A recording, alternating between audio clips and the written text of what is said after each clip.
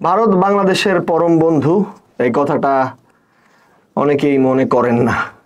মনে না করাটাই স্বাভাবিক, কারণ ভারত বাংলাদেশের পরম বন্ধু এটা মনে করেন শুধু আওয়ামী লীগ। আমি মনে করি বাংলাদেশের বন্ধু কখনোই ভারত ছিল না, ভারত ছিল আওয়ামী লীগের বন্ধু। আমি আজকে ভারত বাংলাদেশের সম্পর্ক, ট্রান্সশিপমেন্ট বাতিল, ভারত যে নীলফামারী লালমনিরহাটে আমাদের মানে অনেক কিছুই আমাদের বিমান ঘাঁটি করতে দিতে চাচ্ছে না, এই সমস্ত বিষয় নিয়ে কোনো আলোচনা করতে চাচ্ছি না। আমি একটা বিষয় নিয়ে আলোচনা করতে চাচ্ছি যেটা খুবই স্পর্শকাতর। সেটা হচ্ছে ভারতের পররাষ্ট্রমন্ত্রী জনাব জয়শঙ্কর কিছুদিন আগেই খুব উদ্বেগের কথা বলেছেন, বাংলাদেশে সংখ্যালঘু নির্যাতনের কথা বলেছেন, বাংলাদেশে মৌলবাদের উত্থানের কথা বলেছেন।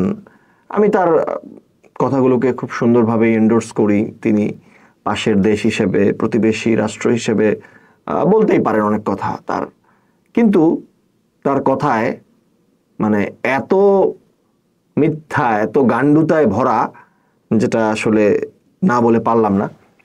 মুসলিম সম্পত্তি আইন যে ওয়াকফ বিল, সেই ওয়াকফ আইন পাশ করার মাধ্যমে এবং সেই ওয়াকফ বোর্ডে মানে কারো উইল করে দেওয়া সম্পত্তি, সেই সম্পত্তি যখন কেউ আর নিতে পারবে না, সেই বোর্ডে অমুসলিমকে ঢোকানোর যে আইন পাশ করা হয়েছে, যেটা আসলেই নীতিবিরোধী এবং এটা খুবই উদ্দেশ্য প্রণোদিত। এবং উদ্দেশ্য প্রণোদিত এই কারণেই যে এটা ভারতের যে জমি, টোটাল জমির তৃতীয় মালিকানাধীন প্রতিষ্ঠান হচ্ছে ওয়াকফ বোর্ড আর কি। ওয়াকফ জমির সংখ্যা তৃতীয়, সেনাবাহিনী, রেলের পরে ওয়াকফ। এবং সেটার মাধ্যমে এবং সেটার ফলে যে সমস্ত ঘটনাগুলো ঘটছে, সেটার বাইরেও যে সমস্ত ঘটনাগুলো ঘটছে, গরুর মাংস খাওয়ার কারণে পিটিয়ে মারা, বিভিন্ন কারণে মুসলমানদেরকে মারধর, মসজিদ ভাঙচুর, 100, 150, 200-র উপরে মসজিদ ভাঙচুর হচ্ছে। আমি সংখ্যা বললে কোনো লাভ হবে না, কারণ সংখ্যা যাই বলবো তাই কিছুক্ষণের মধ্যে সেটা পাল্টে যাবে। এই অবস্থার পরেও মানে ডেইলি যেভাবে মুসলিমদেরকে মারা হচ্ছে, হত্যা করা হচ্ছে, এই অবস্থার পরেও মানে কিভাবে তারা আমাদের দেশের সংখ্যালঘু নির্যাতন নিয়ে প্রশ্ন তোলে? আমাদের দেশে কোথায় সংখ্যালঘু নির্যাতন হয়েছে? আমাদের দেশে যে সমস্ত হিন্দু ভাইদের উপরে হামলা হয় বা ঘটনা ঘটে, সেটা তো আমরা যথেষ্ট সেটার জন্য সোচ্চার থাকি, আমরা প্রতিবাদ করি, আমরা আওয়াজ তুলি, আমরা রাস্তায় নামি, আমরা পথে নেমে যাই, আমরা বিচারের দাবিতে সোচ্চার হয়ে যাই। ভারতে তো সে সমস্ত কিছু হয় না। মুসলিমদের উপরে এত নির্যাতন হয় কই? তাদের তো কিছুই দেখা যাবে। মিডিয়া অন্ধ হয়ে গেছে।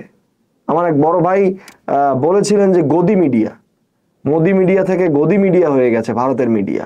ভারতের মিডিয়াও দেধারছে আমাদের বাংলাদেশের সম্পর্কে কুৎসা রটাচ্ছে, আমাদের বাংলাদেশের সম্পর্কে ভুলভাল তথ্য রটিয়ে যাচ্ছে। কারণ কি? এটা আসলে মানে স্পেসিফিক ঘটনা কি চান তারা? চানটা কি? মানে বাংলাদেশ নিয়ে এত মাথা ব্যথা আপনাদের, এত কাল ধরে এত নির্বাচন হলো, এত দামি নির্বাচন হলো, একপাক্ষিক নির্বাচন হলো, রাতের ভোট হলো, কই? আপনাদের তো কোনো খোঁজ ছিল না তখন। এখন বাংলাদেশের মানুষ নির্বাচন চাইতেই পারে, নির্বাচন চাচ্ছে অনেকেই বাংলাদেশের মানুষ। আপনাদের চাওয়ার কারণে যারা চাচ্ছে তাদেরকে আপনাদের সাথে সম্পৃক্ত করে দেওয়া হচ্ছে। নির্বাচন একটা সঠিক দাবি, কিন্তু সেটা চাওয়ার দরকার আপনাদের নাই। আপনাদের চাওয়ার কারণে বরঞ্চ আমাদের দেশে আরো ঝামেলা ঘটছে। বাংলাদেশ নির্বাচন করবে না কি করবে সেটা আমরা বুঝবো। আমরা আপনাদের পোষা গোলামকে ঝেঁটিয়ে বিদায় করেছি, আবার কেউ আপনাদের পোষা গোলাম হতে চাইলে তাকেও ঝেঁটিয়ে বিদায় করব। আপনাদের কোনো বক্তব্য প্রদানের দরকার নাই। সম্পর্ক করতে চাইলে সমতায় আসুন, ন্যায্যতায় আসুন, সম্পর্ক হবে। কিন্তু একপাক্ষিকভাবে ঠেলে যাবেন, নিজের দেশে মুসলিমদেরকে নির্যাতন করবে, আমরা আওয়াজ তোলা শুরু করব।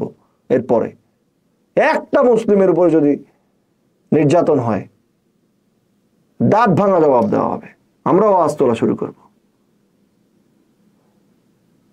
আপনি মিডিয়ায় এসে আপনি নীতি কথা শোনাবেন, আর আপনার দেশে আপনার নিজের পিছনে এখনো টয়লেট পরিষ্কার করেননি, আপনারা তো টয়লেটই করেন বাইরে। আর আপনাদের কথা আর কি বা বলবো। আমাদের দেশে অত মানুষও নাই যত মানুষ আপনাদের বাইরে টয়লেট করে। আপনারা কাদেরকে কালচার শেখান, কাদেরকে নীতি শেখান? আমি আপনাদের দেশে গিয়ে দেখেছি পাবলিক টয়লেটের পাশে দাঁড়িয়ে মানুষ টয়লেট করছে, পাশে বসে, তাও তাদের বাইরে টয়লেট করতে হবে। যারা টয়লেট করতে জানে না তাদের কাছ থেকে আমাদের নীতিকথা শিখতে হবে। ক্ষমতা এত বড় কিছু না, ক্ষমতা আমরাও অর্জন করতে জানি। আমরাও সারা বিশ্বকে ঐক্যমত গড়ে তুলবো, সারা দক্ষিণ এশিয়াকে আমরা ঐক্যমত গড়ে তুলে আমরা আপনাদের বিরুদ্ধে প্রতিবাদ করব। সো মিডিয়ায় এসব হাউকাউ করা বন্ধ করেন। বাংলাদেশ এখন সঠিক পথে আছে। আপনাদের মাথার তার ছিঁড়ে গেছে, তার মানে বাংলাদেশ সঠিক পথে আছে, বাংলাদেশ সঠিক পথে থাকবে। যদি কেউ আবার আপনাদের দাস হতে চায় তাকে বিদায় করে আবার বাংলাদেশ সঠিক পথে ফিরে আসবে ইনশাআল্লাহ।